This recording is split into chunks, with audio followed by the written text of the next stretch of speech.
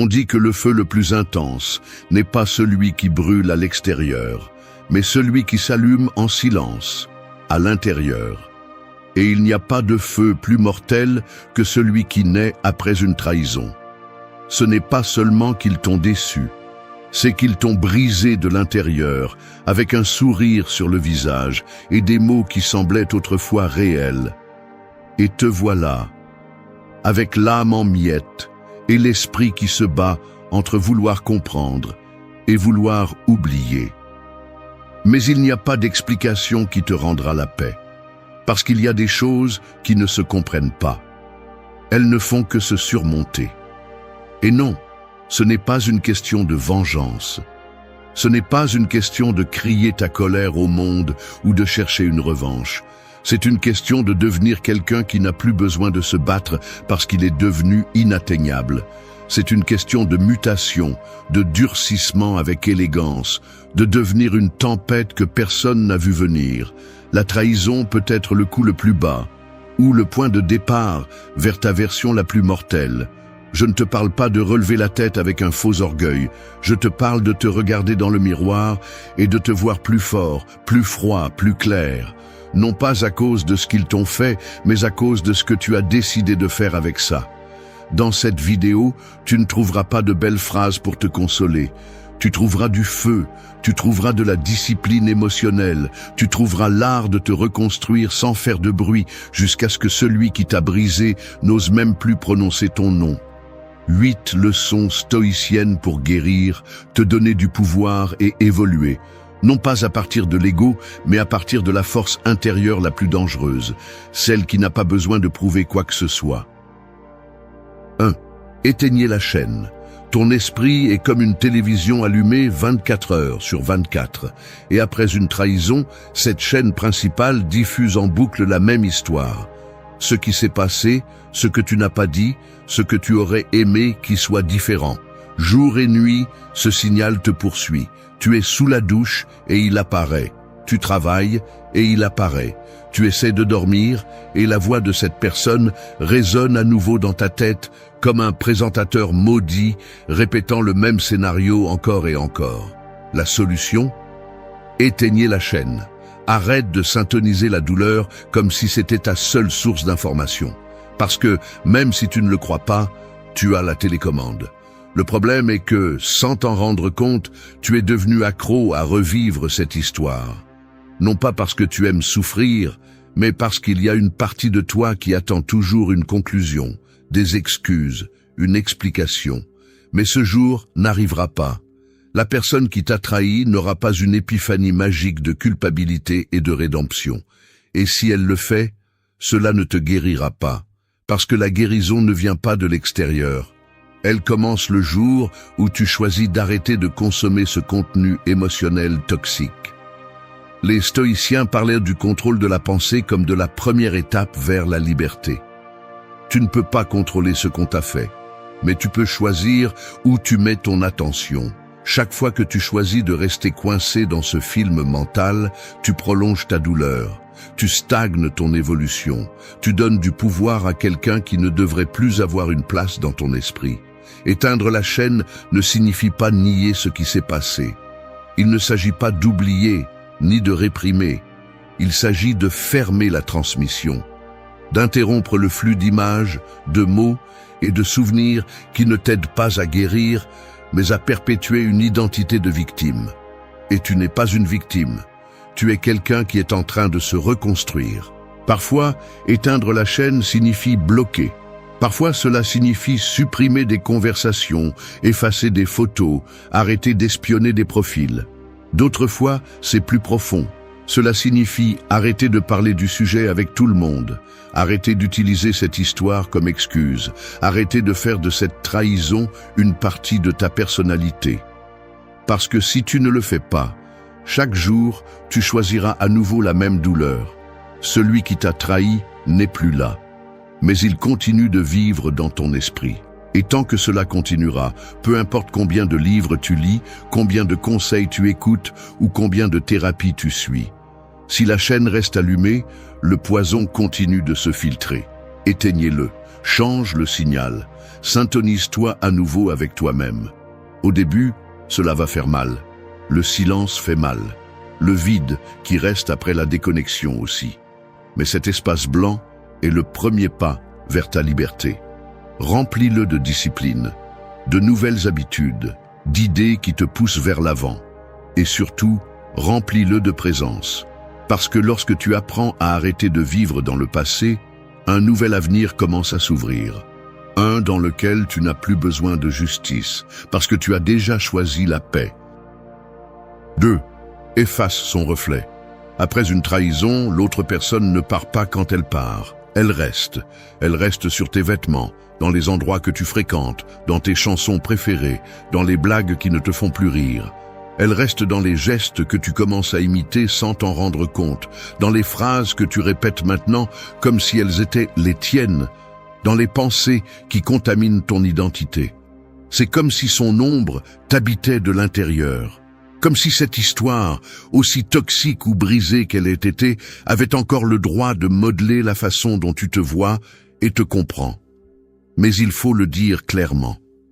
Tu n'as pas à continuer à la porter avec toi. Tu n'es pas obligé de porter son écho. Effacer son reflet n'est pas une vengeance, c'est un nettoyage.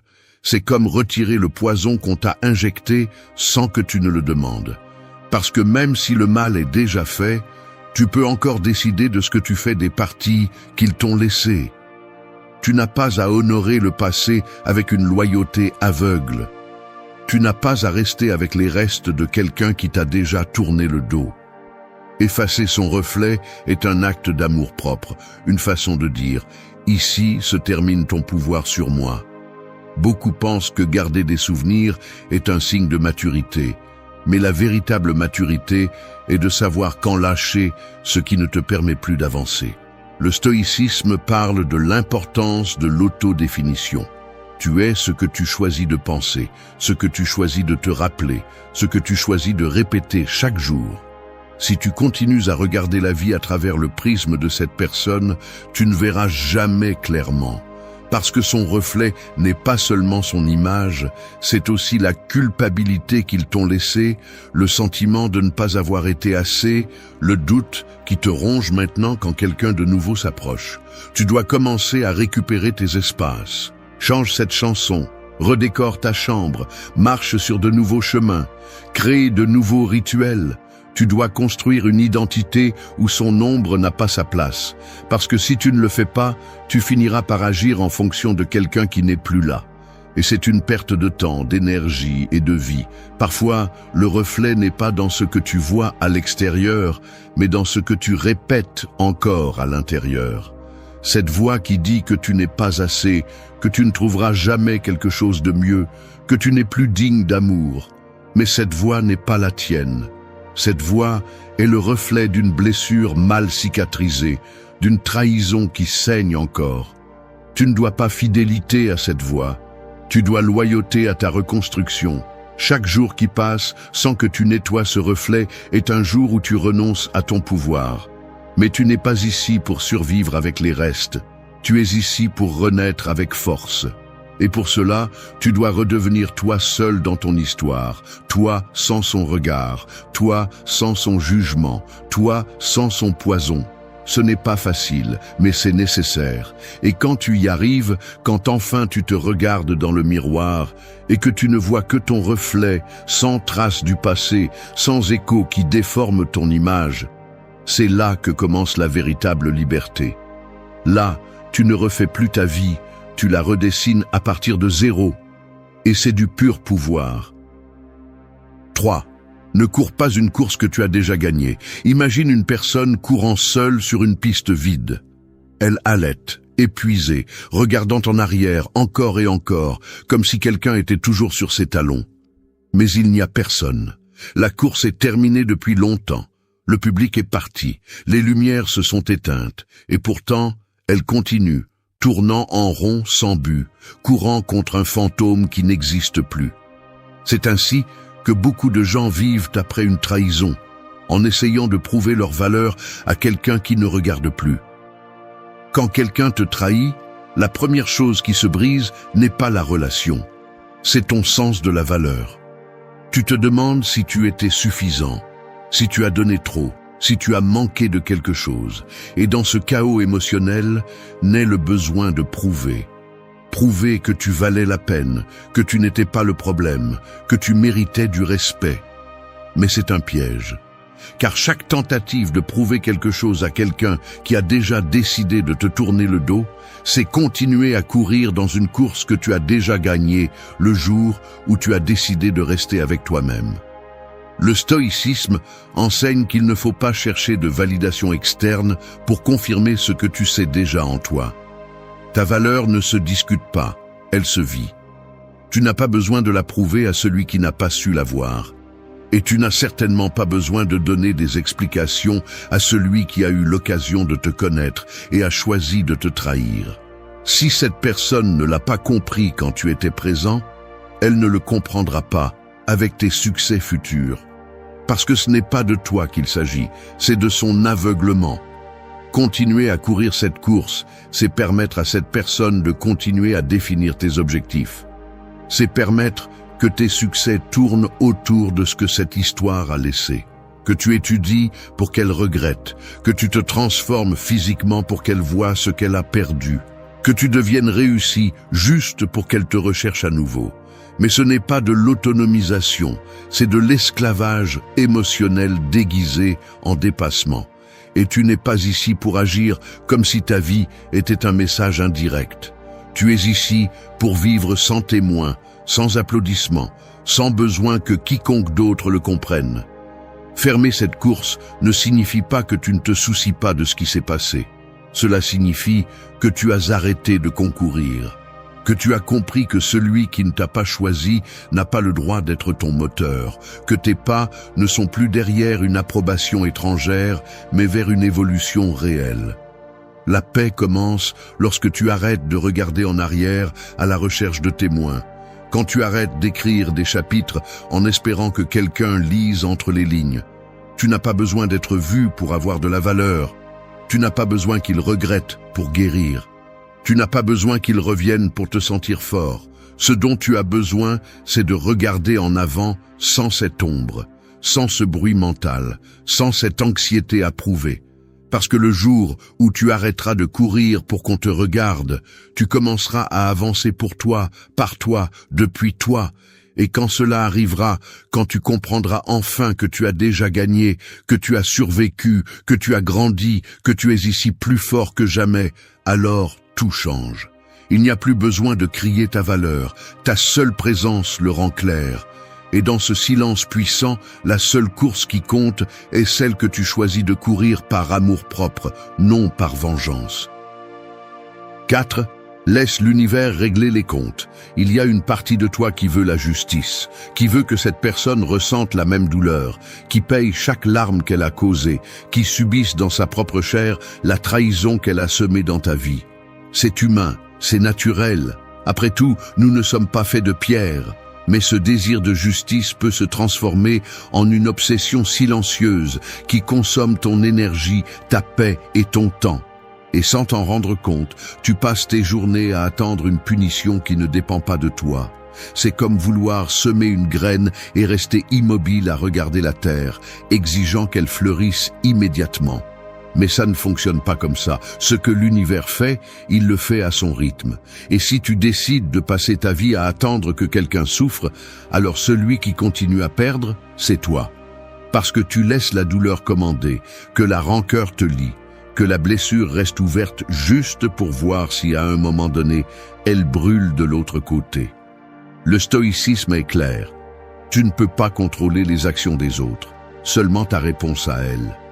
Et chercher la vengeance ou la justice émotionnelle n'est pas une réponse, c'est une réaction. C'est rester attaché. C'est donner du pouvoir à quelqu'un qui ne devrait plus avoir la moindre influence sur toi. Parce que pendant que tu souhaites qu'il aille mal, cette personne continue sa vie, probablement sans penser à toi. Et ça fait mal. Ça fait plus mal quand tu sens que celui qui a brisé quelque chose en toi marche tranquillement, comme si de rien n'était. Mais cette douleur devient un poison si tu la nourris tous les jours. Laisser l'univers régler les comptes n'est pas de la résignation, c'est de l'intelligence. C'est savoir que tout ce qui est lancé revient, que chaque acte laisse une marque, que personne n'échappe à lui-même. Et tu n'as pas besoin d'être témoin du châtiment pour avoir confiance en son arrivée. Tu n'as pas besoin que le monde s'aligne sur ton désir de justice pour pouvoir lâcher prise. Parce que le véritable pouvoir n'est pas de voir l'autre tomber, c'est de ne plus t'en soucier. Que ce qu'il a fait n'a plus de place dans ton esprit. Que son histoire cesse d'avoir du poids dans la tienne. Lâcher prise n'est pas pardonner si tu ne le souhaites pas. Ce n'est pas non plus justifier.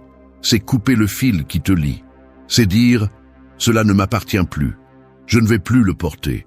Parce que j'ai des choses plus importantes à faire que de penser à quelqu'un qui n'a pas su me valoriser. J'ai un présent à construire, un futur qui ne s'écrira pas si je continue à regarder en arrière avec colère. Et si à un moment donné cette personne réalise ce qu'elle a perdu, si la vie lui rend exactement ce qu'elle a semé, que cela soit. Mais ce n'est pas ta mission de le voir. Ta mission est de grandir tellement, de guérir tellement, de devenir tellement toi, que le souvenir de cette trahison n'a plus de force, qu'il ne provoque plus de colère, ni de désir de revanche, ni de besoin d'explication, juste de l'indifférence, juste de la clarté, juste de la liberté, parce que c'est dans cet état que se produit la véritable justice, quand le mal n'a plus d'effet, quand la douleur ne dirige plus tes décisions, et quand toi, sans rien faire, sans bouger un doigt, tu es déjà en train de gagner. 5. Forge du muscle avec tes blessures. Une blessure peut être une fissure ou une entrée. Tout dépend de ce que tu en fais. La plupart des gens restent coincés dans la douleur, sentant que quelque chose en eux s'est brisé pour toujours.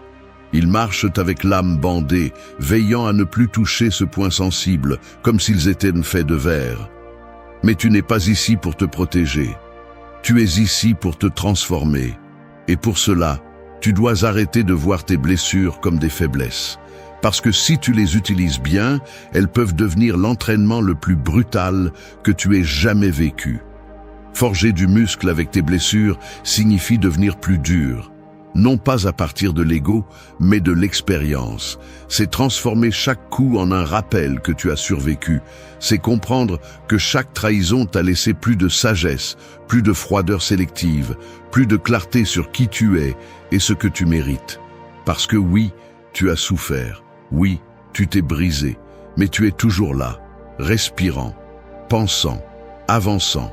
Ce n'est pas une faiblesse, c'est du pouvoir en construction. Le stoïcisme enseigne que la douleur n'est pas un ennemi, c'est un maître. Il ne s'agit pas de l'éviter, il s'agit d'apprendre à la supporter sans perdre le cap. Les personnes qui ont le plus souffert, si elles canalisent cette souffrance avec discipline, deviennent invincibles. Non pas parce qu'elles ne ressentent rien, mais parce qu'elles ont cessé de se laisser gouverner par ce qu'elles ressentent. Parce qu'elles ont compris que la douleur est aussi une matière première pour construire du caractère. Chaque fois que tu choisis de te lever, même avec colère, tu renforces quelque chose en toi. Chaque fois que tu choisis le silence au lieu du drame, tu affines ton tempérament. Chaque fois que tu choisis d'avancer au lieu d'attendre la justice, tu entraînes la partie de toi qui ne négocie plus avec ce qu'elle ne mérite pas. Et cela ne se voit pas de l'extérieur, mais tu le sens. Tu le sais. Parce que peu à peu, tu commences à agir différemment.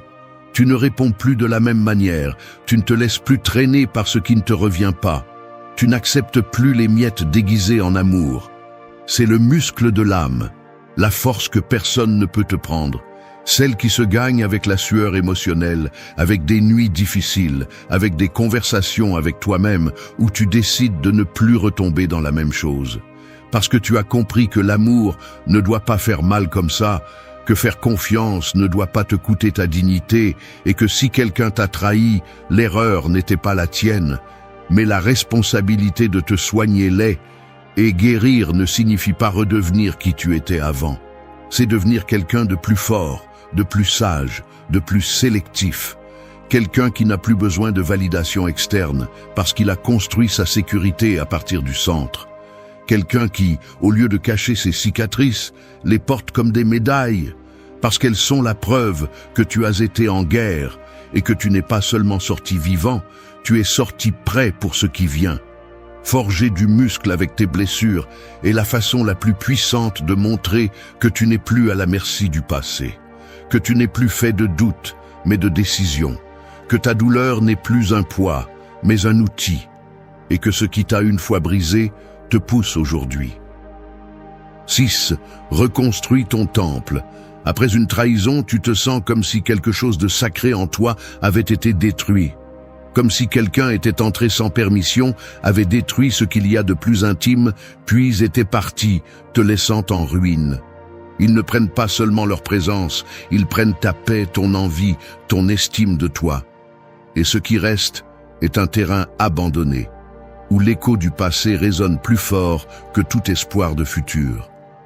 Mais c'est justement là, au milieu de l'effondrement, que commence ton véritable travail, reconstruire le temple que tu es. Te reconstruire ne signifie pas redevenir qui tu étais avant. Cette version n'existe plus, et c'est quelque chose que tu dois accepter sans romantisme. La personne que tu étais faisait confiance sans réfléchir, donnait sans filtre, pardonnait sans condition. Cette personne a déjà appris, a déjà vécu le coup, a déjà compris que tout le monde ne mérite pas d'avoir accès à ton âme. Et avec cette leçon, il est temps de concevoir quelque chose de plus fort, de plus solide, de plus conscient. Ton corps, ton esprit et ton âme sont un temple. Et pendant longtemps, tu as peut-être laissé n'importe qui entrer, sans demander de respect, sans établir de limites, sans exiger de soins. Mais cette étape est révolue. Il est maintenant temps de construire des murs, non pas pour t'enfermer, mais pour filtrer. Pour protéger ce qui a vraiment de la valeur, pour t'assurer que celui qui entre le fait avec intention et non par commodité. Le stoïcisme enseigne que la véritable liberté naît de l'ordre intérieur. Et te reconstruire, c'est cela. Mettre de l'ordre là où il y avait du chaos. Je ne parle pas seulement de te sentir mieux physiquement, bien que cela puisse aussi aider. Je parle de nettoyer ton environnement, tes habitudes, tes routines, de reprendre le contrôle de ton alimentation, de ton repos, de ton espace, de commencer à bouger ton corps comme symbole que l'inertie ne commande plus. Parce que chaque acte que tu fais pour toi, chaque petit pas que tu fais, est une brique de plus dans la reconstruction de ton temple. N'attends pas la motivation pour commencer. N'attends pas de te sentir prêt. Fais-le avec le cœur brisé, avec l'âme fatiguée, avec l'esprit embrouillé. Fais-le parce qu'il n'y a pas d'autre option que d'avancer. Parce que si tu restes à attendre que la tempête passe, tu vas rouiller sur place. Et tu n'es pas venu au monde pour rester coincé dans une version brisée de toi-même. Reconstruire implique aussi d'apprendre à être seul sans te sentir vide. Apprendre à apprécier le silence, à te reconnecter avec toi-même, au lieu de chercher des distractions externes. Parce que tant que tu ne feras pas la paix avec ta solitude, tu seras toujours exposé à te donner à n'importe qui, juste pour ne pas sentir le poids du vide. Mais quand tu apprends à te soutenir, à t'écouter, à te respecter, personne d'autre ne peut te renverser. Parce que tu n'es plus ce temple fragile que n'importe qui peut envahir. Tu es une forteresse qui ne s'ouvre que de l'intérieur. Et oui, ça va faire mal. Il y aura des jours où tout ce que tu voudras, c'est que quelqu'un vienne te ramasser du sol. Mais il y aura aussi des jours où tu te regarderas dans le miroir et reconnaîtras quelqu'un de nouveau. Quelqu'un qui, malgré tout, a choisi de se lever. Qui a utilisé la douleur comme ciment, la discipline comme structure et la solitude comme fondation. C'est le temple que tu dois construire. Un où personne n'a de pouvoir si tu ne le lui donnes pas. Un où tu es la seule autorité. Un qui reste ferme, peu importe qui reste ou qui part. Ou 7. Deviens fumée. As-tu déjà essayé d'attraper de la fumée avec tes mains? Peu importe combien tu essaies, elle glisse, elle s'évanouit, elle s'échappe. Elle ne se laisse pas attraper. Elle ne se laisse pas posséder. Elle ne se laisse pas retenir. La fumée ne se bat pas. Elle ne crie pas.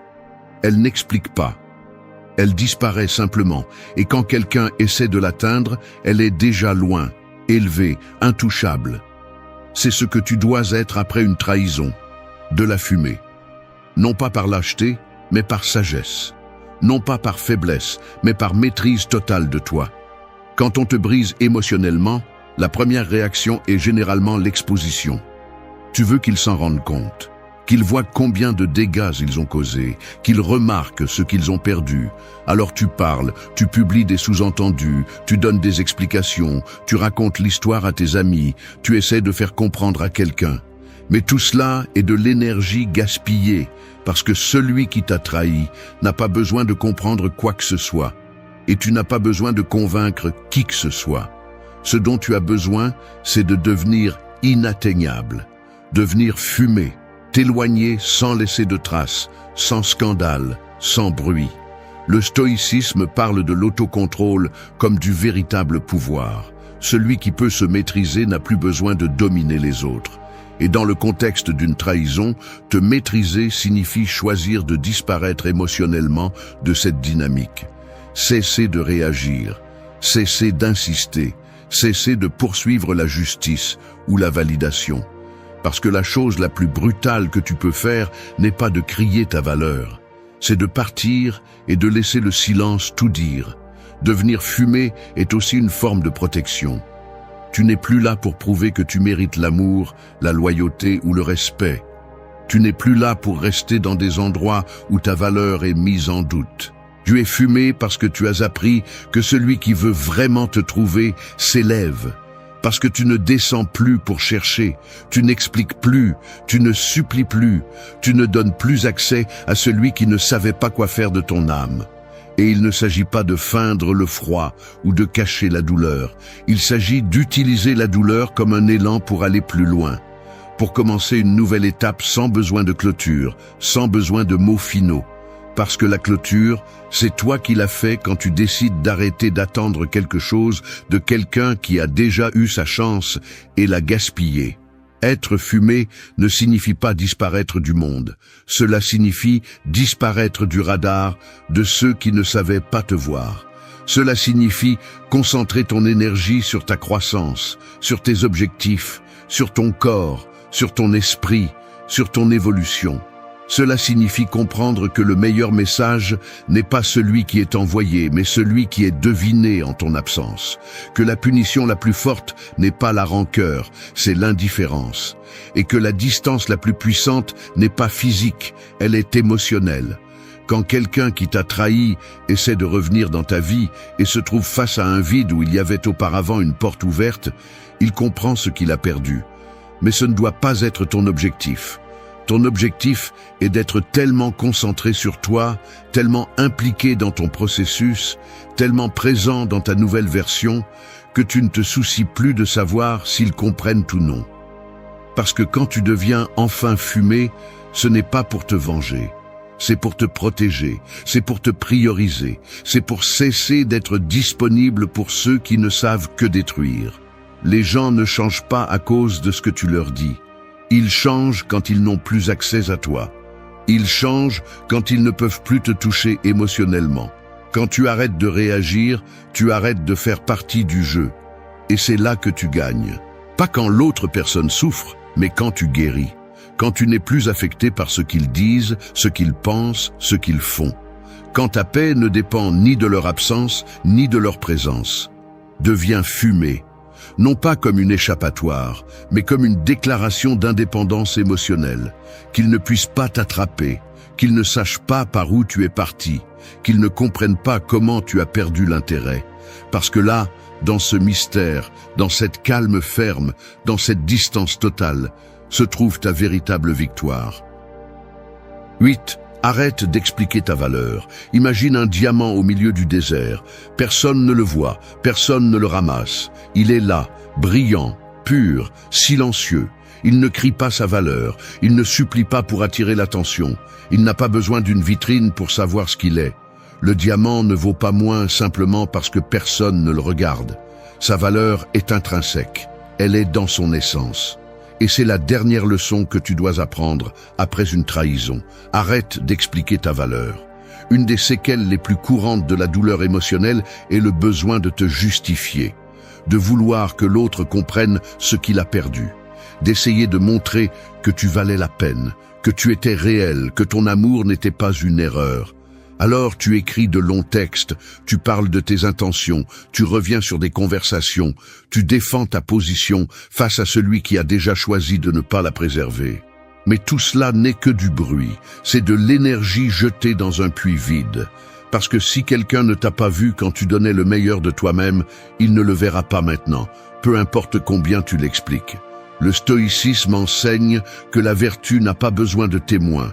Être bon, avoir des principes, être loyal, être profond, ce n'est pas quelque chose que tu dois annoncer ou défendre, c'est quelque chose qui se cache dans ta façon de vivre, dans la façon dont tu continues d'avancer sans devenir ce qui t'a blessé, dans la façon dont tu maintiens ta dignité sans tomber dans le jeu de celui qui n'a pas su t'apprécier. Parce que le vrai pouvoir n'est pas dans la persuasion, il est dans le fait de ne pas avoir besoin de persuader. Expliquer ta valeur est une manière subtile de rester attaché. C'est continuer à chercher que l'autre personne valide ce que tu devrais déjà avoir clair. Et tant que tu continues à essayer de te justifier, tu n'as pas fermé le cycle. Tu continues à tourner autour d'une histoire qui est déjà terminée en espérant qu'il change la fin. Mais ça ne va pas arriver. La seule façon de bien fermer est d'arrêter de parler, d'arrêter de justifier, d'arrêter de répéter ta version comme si quelqu'un d'autre devait l'approuver. Tu n'as pas besoin de nettoyer ton nom dans des cœurs sales. Tu n'as pas besoin de défendre ton amour face à celui qui l'a trahi. Et tu n'as certainement pas besoin de convaincre les tiers de ce que tu valais. Si tu étais lumière et qu'on t'a traité comme une ombre, ce n'est pas à toi de réparer la cécité des autres. Arrêter d'expliquer ta valeur n'est pas se taire par peur, c'est se taire par conviction. C'est comprendre que ta présence suffit, que celui qui se connecte à toi depuis la vérité le fera sans exigence, sans doute, sans besoin de démonstration constante, et que celui qui n'a pas su te voir, simplement, n'était pas pour toi. Point. Sans drame, sans roman, sans discours interminables. Commence à vivre comme un diamant. Silencieux, ferme, précieux, même si personne ne le regarde. Laisse ton énergie parler pour toi. Que ton absence pèse plus que n'importe quel mot. Que ta paix soit ton meilleur argument. Parce que quand tu n'as plus besoin d'expliquer ta valeur, c'est là que tu la comprends vraiment. Et à ce moment-là, personne ne peut te toucher. Parce que tu ne cherches plus l'approbation. Tu marches avec certitude. La vraie évolution ne se crie pas, elle se remarque, elle se ressent. Et celui qui t'a un jour tourné le dos, s'il regarde un jour en arrière, qu'il ne trouve pas d'explication, qu'il trouve de la distance. La plupart des gens n'ont aucune idée de pourquoi ils tombent amoureux. Ils suivent leur instinct, se laissent emporter par les émotions, puis se demandent ce qui a mal tourné, comme si aimer était une roulette. Mais ce n'est pas le cas. Il y a des raisons claires, profondes, pour lesquelles quelqu'un nous attrape, nous secoue de l'intérieur et devient impossible à ignorer. Et non, cela n'a rien à voir avec le physique, l'argent ou les filtres Instagram. Cela a à voir avec quelque chose qui manque de nos jours, la capacité d'écouter et le courage de se montrer sans masque. Les gens tombent amoureux de ceux qui leur donnent ce que presque personne n'offre. Une attention réelle et une authenticité brutale, parce que nous avons faim d'être vus, non pas pour ce que nous montrons, mais pour ce que nous sommes. Et nous sommes aussi fatigués des jeux, des poses et des versions éditées de la personnalité. La connexion profonde ne naît pas du drame, elle naît du silence partagé, de l'intérêt sincère, de la transparence. Mais bien sûr, pour offrir cela, il faut d'abord le travailler. Personne ne peut donner ce qu'il n'a pas. C'est pourquoi cette vidéo n'est pas un truc bon marché pour plaire à quelqu'un. Ce n'est pas un guide pour manipuler les émotions ou pour devenir irrésistible. Cette vidéo est faite pour ceux qui en ont marre du bruit et veulent construire des liens réels à partir de la philosophie, de la pratique quotidienne, d'un regard stoïcien et conscient. Nous allons parler de 8 actions concrètes qui transforment votre façon de vous connecter. 8 façons d'être, pas de paraître. Parce que tomber amoureux ne consiste pas à convaincre quelqu'un, il s'agit de devenir quelqu'un avec qui il fait bon partager la vie. Et cela commence par l'intérieur. 1. Écoute comme si rien d'autre n'importait.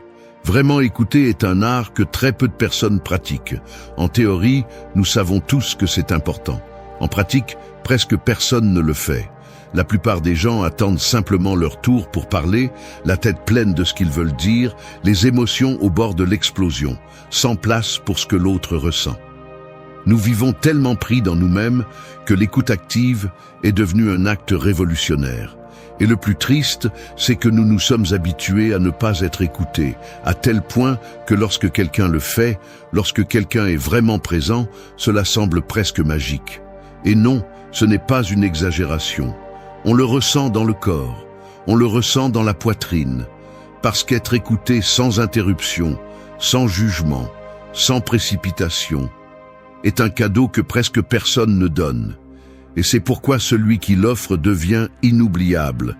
Mais ne confondez pas écouter avec rester silencieux ou hocher la tête pendant que vous pensez à autre chose. Écouter comme si rien d'autre n'importait signifie que vous êtes là, avec tout votre être, que votre corps est détendu mais attentif, que vos yeux regardent avec intention, pas par habitude, que votre esprit n'est pas en train de formuler la prochaine phrase brillante, mais absorbe ce que l'autre personne partage. C'est un état de présence qui exige de la discipline, de l'autocontrôle, de l'humilité.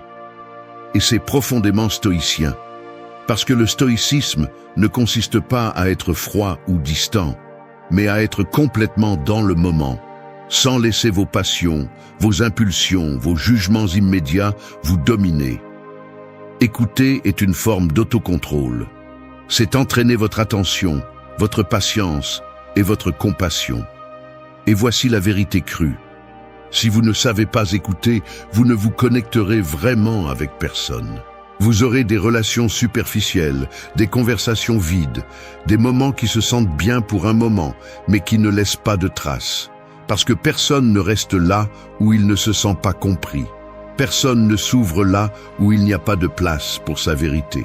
La véritable connexion commence lorsque quelqu'un sent qu'il peut parler et que vous, au lieu de juger ou de donner des solutions rapides, êtes simplement là, absorbant ce qu'il dit, ressentant avec lui ou elle, validant son expérience sans avoir besoin de mots vides. Et cela ne se feint pas. La véritable attention ne peut pas être jouée. On remarque quand vous pensez à autre chose. On remarque quand vous vous souciez plus d'avoir raison que de comprendre. Et cela éloigne, parce que les gens ne veulent pas parler à un mur déguisé en sourire. Ils veulent être écoutés par quelqu'un qui est vraiment là, même s'il ne dit rien. Parfois, la chose la plus puissante que vous pouvez faire dans une conversation n'est pas de donner des conseils, ni de raconter votre propre expérience, ni de réparer quoi que ce soit. C'est de rester silencieux, de regarder avec empathie et de simplement dire par votre présence « Je te vois, je suis avec toi ». Maintenant, imaginez que vous devenez ce genre de personne, que dans un monde plein de bruit, vous êtes celui qui écoute, que dans un monde plein d'ego, vous êtes celui qui se tait pour comprendre. C'est du pouvoir, et c'est ce qui fait que les gens tombent amoureux sans comprendre exactement pourquoi. Parce que ce n'est pas ce que vous dites, c'est comment vous les faites se sentir. Et si vous faites sentir à quelqu'un qu'il est vraiment vu, vraiment compris, vous allez laisser une marque impossible à effacer. Alors, entraînez votre écoute comme un guerrier stoïcien entraîne son esprit. Ne le faites pas pour plaire, faites-le parce que c'est la bonne chose à faire, parce que lorsque vous écoutez vraiment, vous vous transformez. Et cette transformation, même si vous ne la remarquez pas immédiatement, devient une énergie qui attire, sans astuce, sans effort, juste en étant vous, présent, entier et prêt à vraiment voir l'autre. 2. Regarde avec intention, pas par habitude. Nous vivons en regardant sans voir. Nous passons par la vie les yeux ouverts, mais l'âme éteinte. Nous observons des visages, des corps, des mouvements, mais nous ne sommes pas présents. Nous sommes devenus des automates visuels. Nous analysons, jugeons, classifions, mais nous connectons rarement avec ce qui est devant nous. Et c'est là le problème. Les gens se sentent invisibles parce que, bien qu'ils soient entourés de regards, personne ne les regarde avec intention. Personne ne s'arrête vraiment. Personne n'observe avec le respect et la profondeur qu'ils méritent. Mais il y a une différence abyssale entre regarder par habitude et regarder avec intention. Regarder par habitude est automatique. C'est regarder sans âme, sans but, sans présence. C'est parcourir des yeux ce que vous avez déjà pris pour acquis. En revanche, regarder avec intention est une déclaration. C'est une façon de dire « je te vois », pas de l'extérieur, pas par le masque. Je te vois toi, la personne, l'essence. Et quand quelqu'un te regarde ainsi, tu le sais, parce que ça se sent. Ça se sent sur la peau, dans la poitrine, dans l'estomac. Ça se sent parce que ce n'est pas un regard ordinaire. C'est un regard qui contient de la vérité, un regard qui ne fuit pas, un regard qui ne cherche pas à impressionner, mais à se connecter. Et le plus intéressant, c'est que ce type de regard n'a rien à voir avec les yeux, mais avec la présence. Tu peux avoir le meilleur regard du monde, mais si ta tête est ailleurs, si tu feins l'intérêt ou si tu cherches seulement ton avantage, ça se voit. Les gens ne sont pas stupides, ils ne savent peut-être pas l'expliquer, mais ils le sentent. Ils sentent quand il y a une intention derrière l'attention. Ils sentent quand quelqu'un les regarde comme s'ils comptaient vraiment. Le stoïcisme parle beaucoup du présent, de l'importance d'être ici, maintenant, sans laisser l'esprit vous emporter vers le passé ou l'avenir. Et regarder avec intention, c'est exactement ça. Un acte de présence radicale. C'est observer sans préjugés. C'est laisser l'autre exister devant vous sans essayer de le changer, de le corriger ou de l'analyser. C'est accepter ce que vous voyez avec curiosité, pas avec jugement. Et cela ne transforme pas seulement vos relations, cela vous transforme. Parce que lorsque vous commencez à regarder avec intention, vous devenez plus conscient de tout. Des gestes, des émotions, des détails, de ce qui n'est pas dit. Vous apprenez à lire les silences, à remarquer les contradictions, à voir la beauté où il n'y avait auparavant que routine. Et cette sensibilité ne vous affaiblit pas. Au contraire, elle vous rend plus humain, plus profond, plus réel, et cela encore une fois est attrayant. Parce que nous sommes assoiffés de vérité, fatigués de la superficialité, lassés des apparences. Quand quelqu'un te regarde comme si tu étais la seule chose importante à ce moment-là, cela te fait te sentir spécial. Et quand tu fais sentir à quelqu'un qu'il est spécial sans dire un seul mot, tu crées un lien que les mots ne peuvent égaler. Mais cela ne s'entraîne pas en un jour. Regarder avec intention nécessite de la pratique. Cela nécessite de freiner le pilote automatique. Cela nécessite une discipline émotionnelle. Cela signifie arrêter de regarder avec une fin d'approbation et commencer à regarder avec une fin de compréhension. Cela signifie arrêter de voir ce que vous espérez voir et vous ouvrir à ce qui est réellement là. Et oui, cela implique un inconfort, parce que parfois, vous n'aimerez pas ce que vous voyez. Parfois, vous verrez de la douleur, de l'insécurité, de la peur. Mais si vous êtes capable de soutenir le regard dans ces moments, de ne pas détourner les yeux, de ne pas juger, alors vous devenez différent. Vous devenez étrange dans le meilleur sens du terme. Vous devenez réel. Alors regardez-les, dans les yeux, calmement, profondément, avec présence. Comme si cette personne était la chose la plus importante du monde pour un moment. Parce que pour vous, si vous voulez vivre avec vérité, elle l'est. 3. Pose la question que personne n'ose poser. Et si au lieu de parler du temps, tu osais demander quelle partie de leur vie ils maintiennent par peur de se briser? Et si tu arrêtais de poser les mêmes questions vides de toujours et osais aller là où personne ne va? Et si tu étais la première personne qui, au lieu de vouloir des réponses rapides, oserait poser des questions qui secouent l'âme? Les gens se cachent. Nous le faisons tous. Nous devenons experts à montrer ce que nous croyons que le monde veut voir. Mais à l'intérieur, il y a des guerres, des doutes, des blessures qui suppurent en silence. Et c'est là que naît la véritable connexion, dans les questions qui dérangent, dans les questions qui désarment, dans les questions qui ne sont pas attendues. Non pour blesser, non pour envahir, mais pour toucher là où personne ne touche, avec respect, avec intention, avec feu. Regarde autour de toi. Les conversations sont mortes, les relations se construisent sur des phrases recyclées, des intérêts immédiats et des masques sociaux. Mais quand tu poses une question qui va plus loin, une question que personne d'autre n'oserait poser, quelque chose change. L'air change, le regard change, l'énergie change. Parce que soudain, dans un monde plein de superficialité, quelqu'un a osé voir au-delà de la façade. Et cette personne, c'était toi. Je ne parle pas d'être imprudent. Ce n'est pas envahir, ce n'est pas fouiller pour fouiller. C'est oser montrer un intérêt si authentique que tu ne peux pas te contenter de l'évidence. C'est voir que quelqu'un est triste derrière un sourire et demander « Qu'est-ce que tu évites de ressentir aujourd'hui ?» C'est écouter une histoire répétée et dire « Qu'est-ce que tu ne me racontes pas ?» C'est regarder quelqu'un dans les yeux et lâcher. Quand as-tu vraiment ressenti la liberté pour la dernière fois? Cela, mon ami, ma amie, n'est pas rien. C'est briser le script. C'est donner la permission à l'autre de cesser de jouer. Parce que quand tu poses une vraie question, l'autre le sent. Et même s'il ne te le dit pas, même s'il n'a pas la réponse prête, une fissure s'ouvre. Une fissure par laquelle peut entrer l'honnêteté, par laquelle peut entrer l'âme. Les stoïciens parlaient de vivre selon la nature, et une partie de cette nature est la vérité. La vérité fait mal, oui, mais elle libère aussi. Et si tu as le courage de poser des questions qui vont au fond des choses, tu as le pouvoir de libérer des parties des personnes qu'elles-mêmes ne savaient pas qu'elles étaient enfermées. Mais attention, cela nécessite de la responsabilité. Ne joue pas avec ce que tu n'es pas prêt à soutenir. Si tu vas poser de vraies questions, prépare-toi à rester quand les réponses ne seront pas jolies. Prépare-toi à regarder la douleur sans fuir. Prépare-toi à entendre des silences qui crient plus que 1000 mots. Et c'est là que la magie se produit.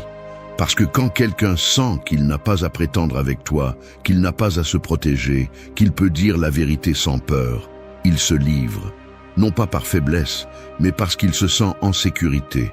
Et l'endroit le plus puissant où l'amour ou l'attraction peut fleurir, c'est là, un endroit où être soi-même n'est pas puni, mais célébré. Alors, la prochaine fois que tu parles à quelqu'un, ne te contente pas du basique. Ne lui demande pas ce qu'il fait. Demande-lui pourquoi il le fait. Ne lui demande pas s'il va bien, demande-lui ce dont il a besoin pour aller bien. Ne lui demande pas son plat préféré. Demande-lui lequel lui rappelle son enfance. Sois celui qui n'a pas peur de briser la surface. Sois celui qui dérange avec tendresse, parce que dans ces questions vit la profondeur que les autres n'osent même pas chercher.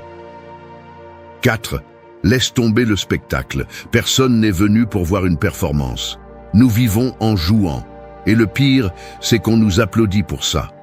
On nous récompense pour faire semblant que tout va bien, pour sourire alors qu'à l'intérieur tout s'effondre, pour paraître fort, réussi, heureux, alors que nous sommes sur le point de nous briser. C'est le grand théâtre de cette époque. Tout le monde joue, tout le monde interprète des rôles qu'ils n'ont pas choisis. Tout le monde veut plaire, s'intégrer, impressionner, mais personne n'est venu pour voir une performance. Personne ne tombe amoureux d'un personnage. Personne n'est attiré par une version éditée. Ce qui connecte vraiment, ce n'est pas la perfection, c'est la vérité crue, la vérité inconfortable, la vérité qui n'a pas besoin de filtre. Et c'est que lorsque tu agis pour plaire, tu perds, parce que tôt ou tard, ça se voit. On voit que ce n'est pas toi. On voit que tu dis ce que tu crois que l'autre veut entendre. On voit que tu vends une image. Et te vendre fonctionne pendant un moment. Mais ensuite, ça fatigue, ça épuise, et ça laisse une sensation étrange. Quelque chose ne colle pas, quelque chose n'est pas réel. La connexion se refroidit, et le pire, c'est que tu ne t'en es pas rendu compte, mais dans ce processus, tu t'es abandonné. Tu as tué des parties de toi juste pour plaire. Et ça, à l'intérieur, ça fait toujours payer.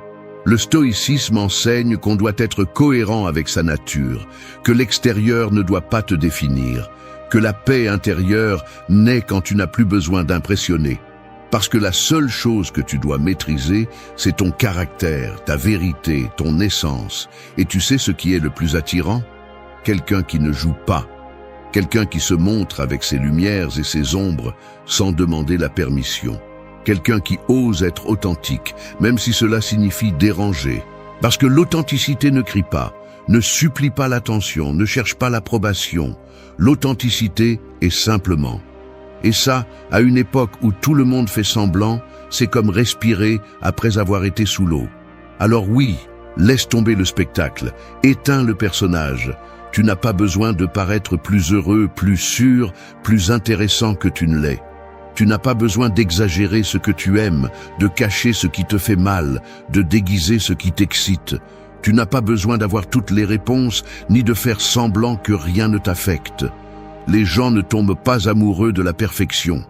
Ils tombent amoureux de ce qui est réel, de ce qui est humain, de ce qui est capable de se montrer tel qu'il est, sans maquillage émotionnel. Sois qui tu es, même si ta voix tremble, même s'ils te disent que tu ne rentres pas dans le moule, même s'ils ne comprennent pas toujours ce que tu ressens.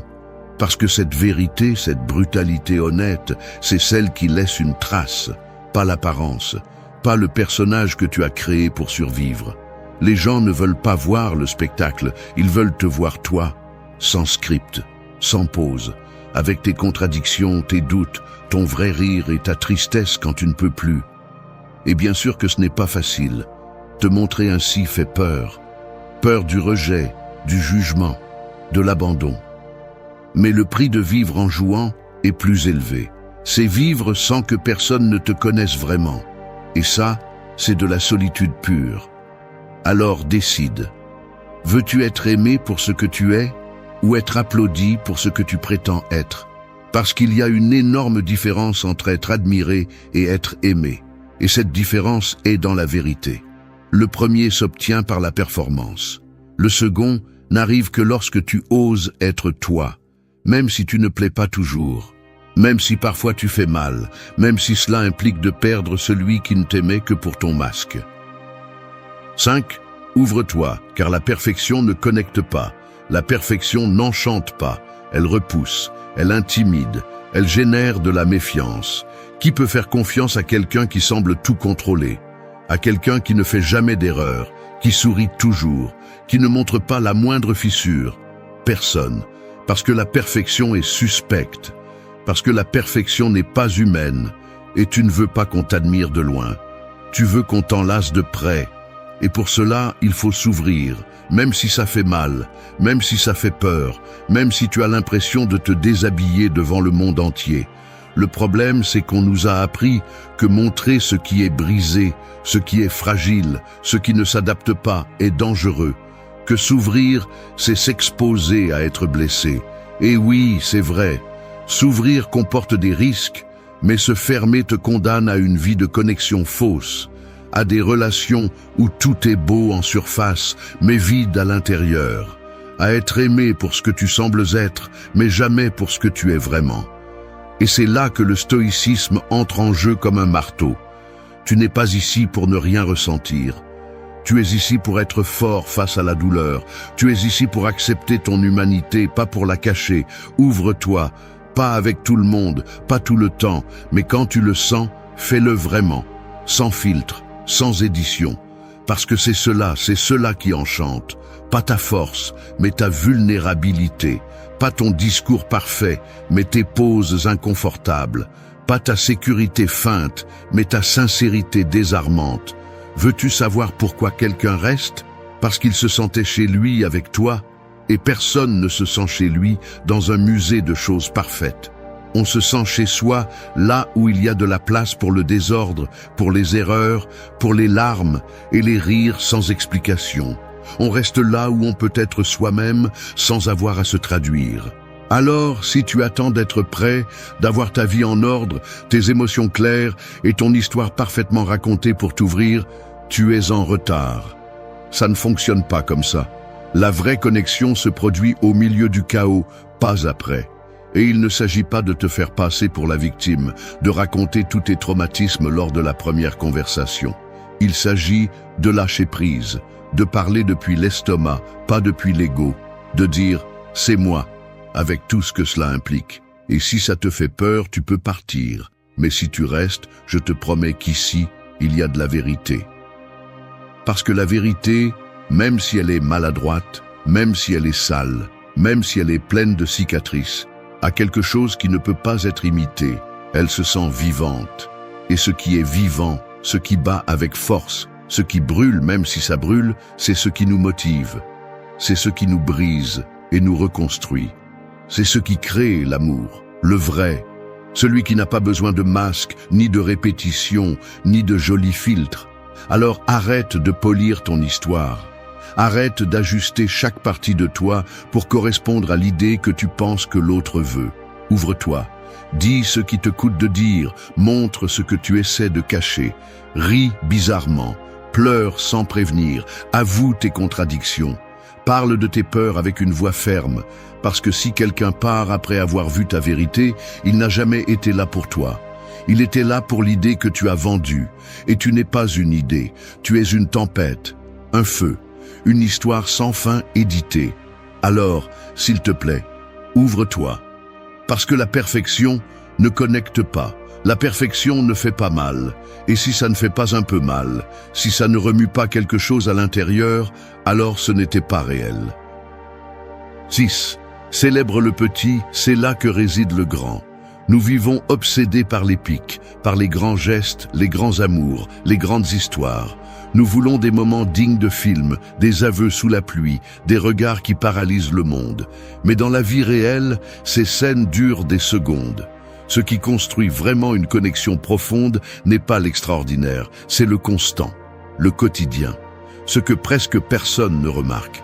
Parce que le grand ne s'annonce pas avec des feux d'artifice, il vit caché dans le petit, et si tu n'apprends pas à le célébrer, tu perds tout. Le problème est que l'on nous a appris à attendre le climax, pas à profiter du chemin, à nous concentrer sur l'impressionnant, pas sur l'essentiel. C'est pourquoi tant de gens vivent déçus. Parce qu'ils attendent que le bonheur arrive comme une explosion, sans se rendre compte qu'il se passe déjà en silence tous les jours. Dans un regard, dans un geste, dans une pause, dans un « prends soin de toi » qui sonne plus fort qu'un « je t'aime ».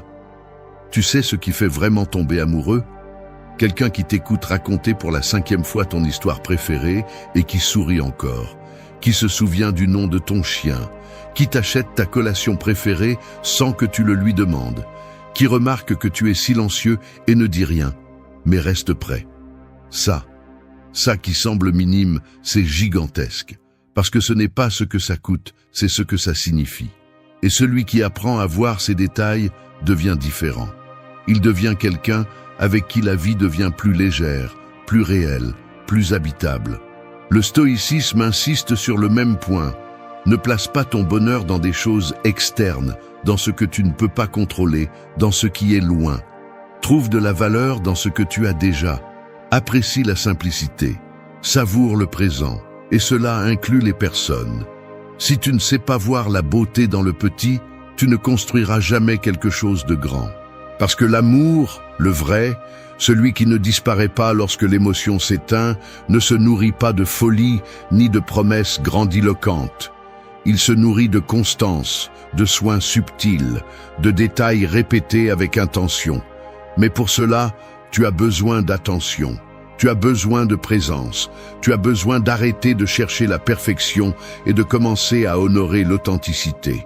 Célèbre quelqu'un qui rit avec toi sans raison, qui t'envoie un message vocal au lieu d'un texte, qui te regarde sans parler et tu comprends tout, qu'il ne soit pas samedi et qu'il n'y ait pas de plan spécial, mais qu'ils vont bien, juste pour être là. Si tu n'es pas capable de t'émouvoir de cela, il est fort probable que tu ne seras pas non plus capable de soutenir quelque chose de réel quand il arrivera. Parce que le grand se cache dans le simple, et celui qui ne voit pas le simple perd tout. Et attention, il ne s'agit pas de se contenter de peu. Il s'agit de comprendre que ce qui est précieux ne crie pas toujours. Parfois, il murmure. Parfois, il se présente avec un visage de routine. Et si tu n'entraînes pas ton cœur à le reconnaître, tu passeras ta vie à chercher l'extraordinaire et à manquer l'important. Alors, change de focus. N'attends pas le moment parfait. Apprécie le moment présent. Célèbre quelqu'un qui t'a écrit sans raison. Célèbre qu'il se souvienne de toi après une journée difficile. Célèbre que tu n'as pas à jouer quand tu es avec cette personne. Célèbre les silences confortables, les étreintes qui ne demandent pas la permission, les conversations qui semblent éternelles mais ne durent que quelques minutes. C'est ça, c'est ce qui reste. Le reste, le grand, l'épique, ça s'oublie. Le petit, quand il est vrai, devient le plus grand que tu auras. 7. Ressentez sans filtre, exprimez-vous sans peur. On nous a appris à tout contrôler, sauf le plus important, ce que nous ressentons. On nous a formés à réprimer, à feindre, à garder le silence quand quelque chose en nous crie. Et avec le temps, nous avons appris à vivre avec un nœud dans la poitrine, à détourner le regard lorsque l'émotion apparaît, à répondre « tout va bien », même si nous sommes en train de nous effondrer à l'intérieur. Mais savez-vous quoi ? Personne ne se connecte avec une personne qui semble avoir tout sous contrôle. Nous nous connectons avec ceux qui ressentent, avec ceux qui osent le montrer, avec ceux qui n'ont pas peur d'être humains. Ressentir n'est pas un problème. Faire semblant de ne pas ressentir, oui, c'est un problème. Parce que lorsque vous cachez vos émotions, vous cachez aussi votre vérité. Et vous ne pouvez pas construire de lien réel à partir d'un endroit où vous n'êtes même pas présent. L'attraction authentique ne naît pas de la perfection émotionnelle, mais du courage d'être honnête, de montrer ce qui vous motive, ce qui vous fait mal, ce qui vous excite, de parler du fond du cœur même si votre voix tremble. Dans un monde où tout le monde agit comme si rien ne les affectait, quelqu'un qui ose dire ce qu'il ressent est comme une étincelle dans l'obscurité. Cela attire l'attention, oui, mais pas parce que c'est scandaleux, mais parce que c'est vrai, parce que la vérité résonne, on la ressent, elle a un impact. Vous n'avez pas besoin de crier pour être entendu, vous avez juste besoin de parler d'un endroit réel. Le stoïcisme ne vous demande pas de nier vos émotions, il vous demande de ne pas vous laisser gouverner par elles, de les ressentir pleinement, mais d'être vous-même celui qui a le contrôle. Et une partie de ce contrôle émotionnel consiste à vous exprimer clairement, avec intention, avec honnêteté. Il ne s'agit pas de réagir sans réfléchir, mais de vous permettre d'être transparent, de cesser de cacher ce qui vous traverse, de comprendre que ressentir ne vous affaiblit pas, cela vous humanise. Et l'humain, quand il est réel, séduit. Mais bien sûr, nous n'avons pas l'habitude de cela. Nous avons peur de dire « tu me manques » en premier. Nous avons peur de montrer de l'enthousiasme pour quelqu'un. Nous avons peur d'admettre que quelque chose nous a plus affectés que nous ne le voulions. Alors, nous le déguisons. Nous le transformons en sarcasme, en distance, en silence. Et c'est ainsi que se perdent des connexions qui auraient pu être réelles. Non pas parce qu'il n'y avait pas d'amour, mais parce que personne n'a osé dire ce qu'il ressentait. S'exprimer sans peur ne signifie pas perdre le contrôle. Cela signifie avoir le courage de montrer votre vérité, même si vous ne savez pas quelle sera la réaction de l'autre. Cela signifie dire ce que vous avez besoin de dire, même si cela ne vous garantit pas une fin heureuse. Cela signifie choisir votre paix intérieure au-dessus de votre image, parce que ce qui n'est pas dit reste coincé, et ce qui reste coincé vous consume. Vous n'avez pas besoin d'écrire des discours, ni de répéter des réponses. Parfois, un simple « tu comptes pour moi », un « cela m'a fait ressentir cela », un « je ne sais pas comment gérer cela, mais je veux en parler » suffit. Vous n'avez pas besoin d'avoir tout clair pour vous ouvrir. Vous avez juste besoin d'être prêt à être réel, parce que ce qui naît de cet endroit a une force que les apparences ne pourront jamais égaler. Et oui, il y aura des moments inconfortables, des personnes qui ne sauront pas quoi répondre, des réactions inattendues, mais il y aura aussi de la magie. Il y aura des connexions qui ne se produisent que lorsque quelqu'un ose dire ce que tout le monde tait. Il y aura des personnes qui vous verront et diront « merci de ne pas feindre ». Et cela vaut plus que 1000 conversations vides. Parler à partir de ce que vous ressentez est un acte d'amour de soi. C'est une façon de dire « je me respecte assez pour ne pas me trahir avec le silence ». Et lorsque vous vous respectez, vous enseignez aux autres comment vous traiter. Vous leur donnez la permission de s'exprimer aussi. Parce que lorsque l'un se montre, l'autre ose aussi. Et c'est là que commence la vraie connexion. Alors, ne gardez pas pour vous ce qui compte. Ne taisez pas ce qui vous brûle. Ne continuez pas à feindre la neutralité alors qu'à l'intérieur vous êtes plein de vie. Ressentez sans filtre, exprimez-vous sans peur, parce que chaque fois que vous choisissez la vérité sur le confort, vous devenez plus libre. Et la liberté émotionnelle est ce qui attire le plus dans ce monde plein de masques. 8. Sois le reflet de l'énergie que vous voulez attirer. Tout le monde parle de vouloir quelque chose de réel. Ils veulent un amour véritable, des amitiés authentiques, des relations profondes. Mais très peu sont prêts à devenir ce qu'ils recherchent tant. Ils espèrent trouver la tranquillité tout en vivant avec l'anxiété. Ils espèrent la loyauté quand ils ne sont pas honnêtes avec eux-mêmes. Ils espèrent la vérité, mais continuent à porter des masques. Et cela ne fonctionne pas. Vous ne pouvez pas attirer ce que vous n'êtes pas. Vous ne pouvez pas demander de la lumière si vous ne projetez que de l'ombre. La vie ne répond pas à ce que vous dites vouloir, elle répond à ce que vous êtes. Être le reflet de l'énergie que vous voulez attirer n'est pas une jolie phrase à partager sur les réseaux sociaux. C'est un choix quotidien, c'est un engagement interne, c'est agir, penser, ressentir et vivre depuis le même endroit où vous rêvez de vous connecter avec quelqu'un d'autre. Si vous voulez quelqu'un qui vous écoute, apprenez à écouter. Si vous voulez quelqu'un qui vous inspire, commencez par travailler sur votre propre grandeur. Si vous voulez quelqu'un de transparent, arrêtez de vous cacher. Ce n'est pas quelque chose que l'on peut accomplir avec des techniques ou des stratégies. C'est un processus de transformation interne. Et oui, c'est inconfortable. Parce que cela implique de faire face à votre propre incohérence. Cela vous oblige à vous demander pourquoi vous attirez toujours la même chose. Cela vous oblige à regarder en face vos blessures et à arrêter de blâmer le monde. Parce que souvent, vous ne répétez pas des schémas par malchance, mais parce que vous restez la même version de vous-même qui permet, tolère et attire ce que vous ne voulez pas. Le stoïcisme enseigne que nous ne pouvons pas contrôler ce qui se passe à l'extérieur, mais que nous pouvons contrôler notre réaction à cela. En d'autres termes, vous décidez du type d'énergie que vous apportez au monde. Vous décidez si vous êtes paix ou conflit, si vous êtes vérité ou apparence, si vous êtes cohérence ou chaos. Et lorsque vous choisissez fermement de vivre à partir d'un lieu conscient, tout change. Non pas parce que l'extérieur devient parfait, mais parce que vous ne permettez plus à l'extérieur de définir votre valeur ou vos décisions. Être le reflet de ce que vous voulez attirer signifie être intentionnel. Non pas avec l'intention de manipuler ou de séduire, mais avec l'intention de vous aligner sur vous-même. Cela signifie vivre d'une manière si honnête, si claire, si intègre, que les bonnes personnes non seulement vous comprennent, mais se sentent appelées par votre présence, parce que les énergies compatibles se reconnaissent sans parler. Et cela n'arrive que lorsque vous avez cessé d'agir par nécessité et commencé à vous déplacer par conviction. Mais cela exige quelque chose que peu de gens sont prêts à faire, arrêter de poursuivre. Lorsque vous êtes l'énergie que vous désirez, vous n'avez pas besoin de convaincre qui que ce soit. Vous n'avez pas besoin de courir après les gens. Vous n'avez pas besoin de mendier l'attention, parce que vous comprenez votre valeur, parce que vous savez ce que vous offrez, parce que vous avez fait le travail interne nécessaire pour devenir un aimant et non un mendiant émotionnel. Et oui, il y aura des gens qui s'éloigneront.